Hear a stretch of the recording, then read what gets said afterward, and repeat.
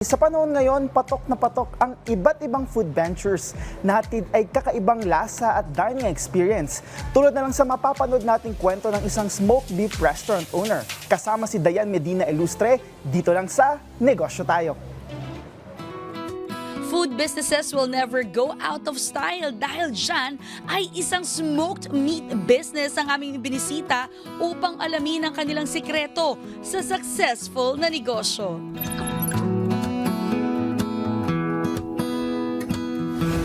Start kami ng friend namin. We wanted to have a small shop, restaurant, no? Well, food court po kami. So it's just a stall or a hole in a wall. We are serving legit smoked meats. Ako kasi naging kusinero din po ako. That was my first job.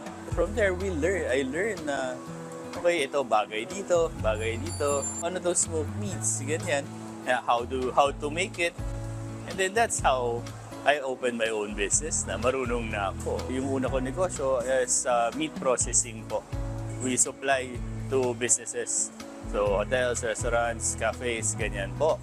So, and then, nag-usap kami ng partner ko, bakit hindi tayo mag-retail na rin?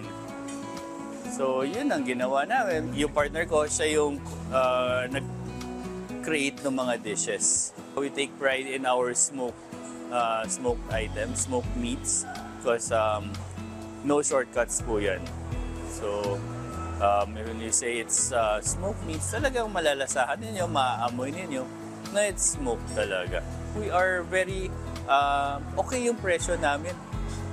So, para for students or the working people, no, syempre, they cannot at least budget friendly po tayo. Yung owner, you have to be present all the time. Ang sinasabi ko sa mga employees ko, bago lang tayo. Kailangan natin magpakilala. So, you have to reach out to the customers. Pag ikaw yung owner, kailangan, hindi pwede yung walang benta, wala nang gagawin. Kailangan may gagawin ka.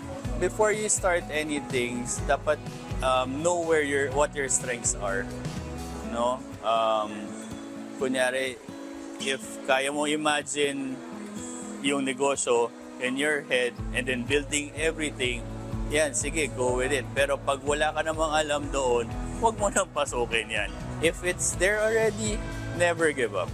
Hard work and never give up. Kahit anong marinig mo, if you believe in your product, go lang, and then something will happen. Sabi nga nila, dream big, start small, pero ang mahalaga ay sinimulan mo na. Yan po ang mindset na ibinahagi sa atin ng business owner na si Jiro Tan.